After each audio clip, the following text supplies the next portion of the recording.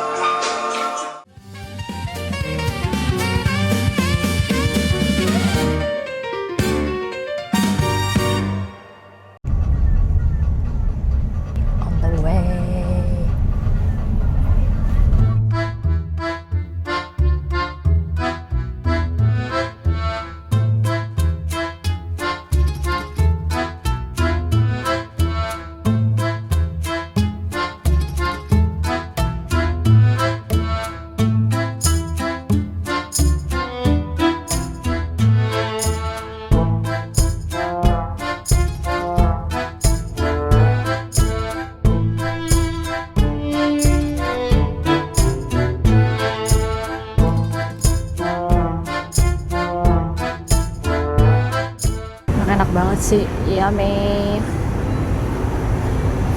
Sorry, crunchy roll.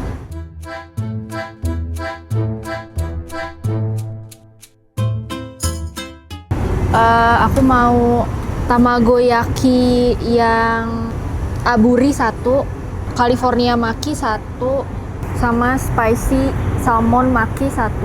Udah berapa? 4 ya? Itu dulu aja deh kalau gitu. Aku mau kikomennya 2 deh. Iya, kikomen aja. Kalau ininya, kalau sumpitnya udah dapet. Oke. Mineralnya gede ya? Boleh deh yang kecil. Tapi kalau yang nggak dingin ada nggak? Adanya yang dingin ya? Ya udah deh, yang dingin aja nggak apa-apa.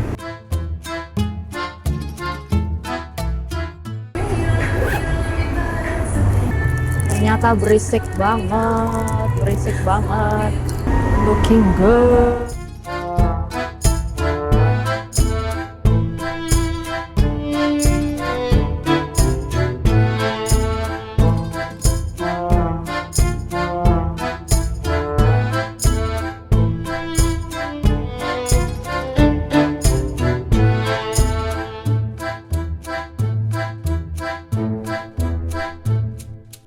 Sushi kedua.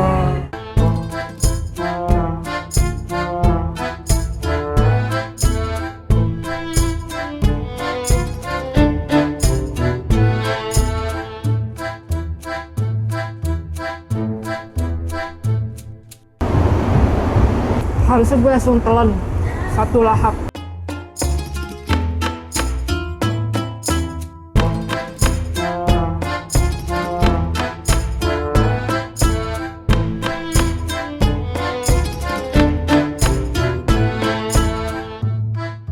Dia tempat berisik banget, parah. Gue pilih makan di sini karena kursi.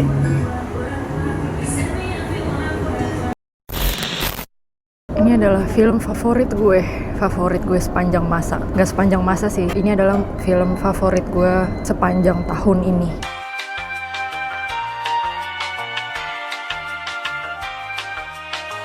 Film favorit gue sepanjang tahun ini adalah Backrooms. Sutradaranya gila sih. Selain sutradara, dia juga kayaknya screenwriter-nya, jadi yang bikin ceritanya. Nah, dia masih 20 tahun, lu bayangin. Gue umur 20 tahun isi kepala gue apa? Gue 20 tahun isi kepala gue cuman crush doang, ngerti gak sih? Cuman kayak gebetan doang sama sekolah. Dia udah bisa bikin film ini. Itu gila sih. Salut sih gue sama anak muda ini. Ini mah bukan anak muda lagi ya, bukan anak muda dengan skill tertentu. Ini mah udah kayak, ya udah lu prodigi aja gitu. Lu tuh emang udah terlahir berbakat, ngerti gak?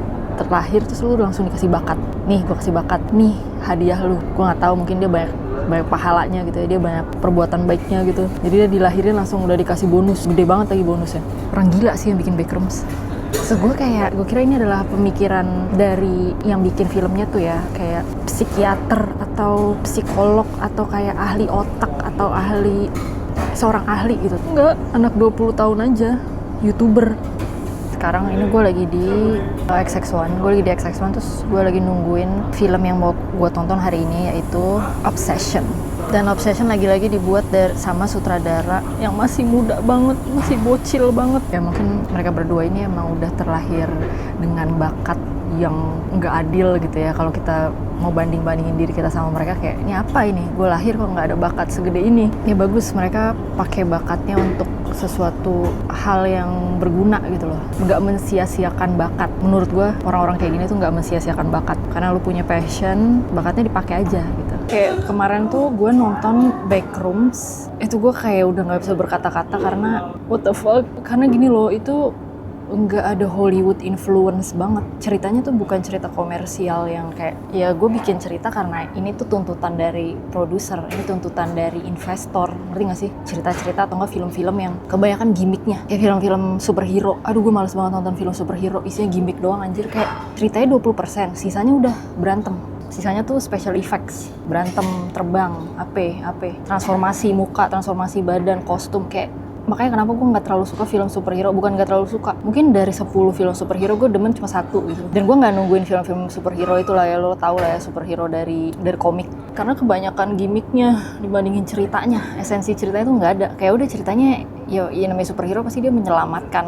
Dan ceritanya tuh kayak savior kompleks, kayak penyakit dimana lu merasa lu harus menyelamatkan seseorang atau enggak orang banyak. Kayak gue adalah penyelamat. Kenapa lu harus menyelamatkan orang? Orang lain bukan tanggung jawab lo gitu. Apalagi orang-orang yang gak dikenal terus tiba-tiba jadi tanggung jawab lo tuh kayak... Nah, sebenarnya gue gak terlalu suka film-film Hollywood karena film-film Hollywood menurut gue tuh udah terlalu banyak pengaruh dari PH-PH atau enggak investor-investor yang nge-shape ceritanya. Ngerti gak sih? Kayak dia tuh pengen ceritanya begini karena agendanya si PH yang pengen bikin merch. Pas abis filmnya keluar langsung bikin merch yang banyak. Gitu-gitu. Jadi kayak kebanyakan kepentingan dari si orang-orang bisnis ini dibanding kepentingan penulis cerita, dibanding kepentingan pembuat filmnya. Menurut gue seninya kurang aja sih. Gue gak merasa inspired gitu loh abis nonton film-film Hollywood yang terlalu komersial, terlalu heavily influenced by producers and production house. Nah, Backrooms ini nih, film-film low budget kayak gini, kelihatan gak sih? Nah itu tuh, film-film low budget kayak gini nih yang bikin gue tuh hidup lagi gitu. Sebenarnya gue nggak pengen banget pesen makanan XX1, tapi karena kayak gue mau duduk di sini jadi gue harus pesen makanan. Karena gue habis nunggu filmnya 30 menit lagi, jadi gue pesen makanan. Damn, tapi ini enak sih. Makanan XX1 tuh kayak menurut gue agak-agak overpriced, tapi enak juga sih. Dan popcorn dia paling enak. Menurut gue XX1 itu punya popcorn paling enak dibandingin bioskop-bioskop yang lain. Obsession juga sutradaranya tuh YouTuber. Jadi maksud gue kayak mungkin karena mereka masih muda, jadi masih idealis. Idealismenya masih tinggi, belum ada pengaruh dari lingkungan yang terlalu toksik. Ngerti gak sih? Pengaruh yang udah toksik banget sampai lu mikir itu adalah cara yang paling benar atau enggak hidup yang paling benar.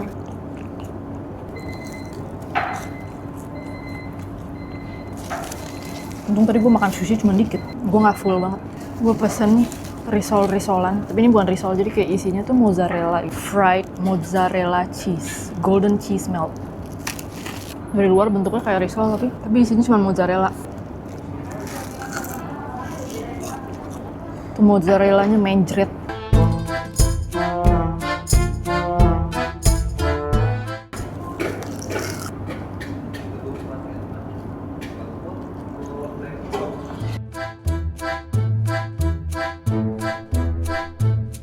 Enak banget sih makanan mereka, tapi enak ya. Tapi itu menurut gue overpriced, tapi enak.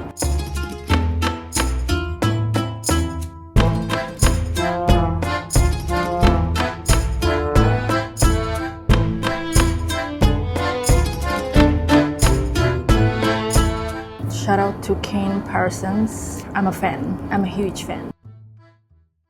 Oke, jadi kan ini gue mau nonton Obsession dan ini gue lagi nungguin filmnya. Nanti abis dari sini gue akan review lagi karena gue capek banget nih, udah kena spoiler berapa kali gue. Bahkan gue nggak nyari gitu, gue nggak nyari review Obsession, gue nggak nyari apapun tentang Obsession, keluar sendiri spoilernya. Makanya gue keselnya tuh kalau di sosmed kayak gitu tuh, mau nggak mau lu harus FOMO gitu. Kalau lu nggak FOMO lu ntar kena spoiler. Gue tadi ngerekam terus mikrofonnya belum dinyalain, cir pinter banget.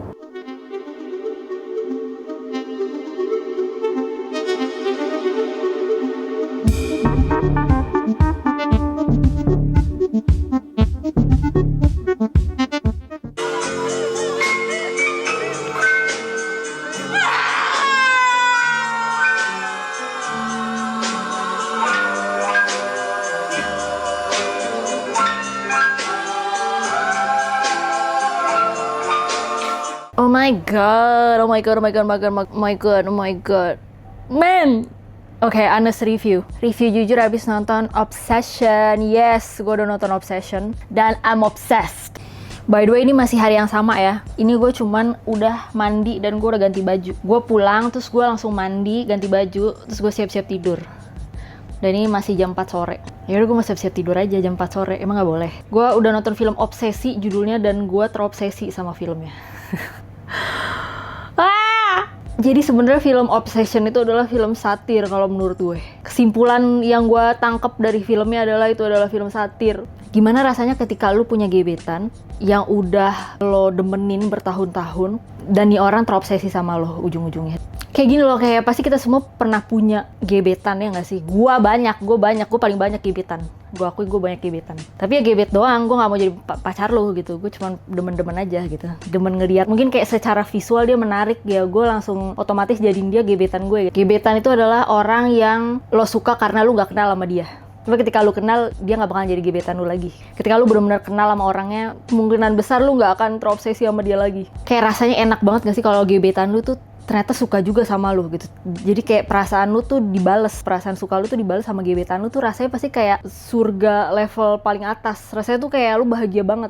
Universe mengabulkan doa si laki ini untuk gebetannya itu bales perasaan dia, disukain baik sama gebetannya. Tapi ternyata itu malah jadi film horor, bukan sesuatu yang romantis. Ngerti nggak? Sesuatu yang sebenarnya mungkin lu damba-dambain tapi lu nggak tahu realitanya. Ngerti nggak? Manusia kan kayak gitu kan, kayak pengen sesuatu, pengen banget, tapi pas udah dapet, nah lu baru tahu tuh gimana realitanya. Ujung-ujungnya nggak demen juga, udah dapet gitu ya, permohonan lu udah dikabulin, ujung-ujungnya lu kayak pengen mati rasanya. Kayak pengen lo cancel, pengen lo revert, pengen lo puter balik waktu dan lu mengubah pikiran lu. Jadi itu sebenarnya satir ya.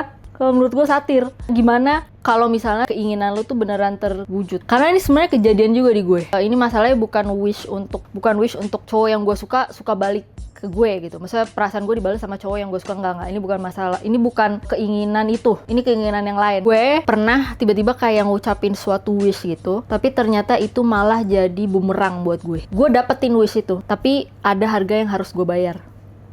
Paham gak sih? Sebelum gue ngucapin wish itu, ataupun gak usah diucapin ya, gue waktu itu kayak cuma mikir doang. Tapi ini beneran kejadian, beneran terkabul. Dan pas udah terkabul, gue baru nyadar ada harga yang gede banget yang harus gue bayar. Dan itu bukan duit. Pembayaran itu bukan duit.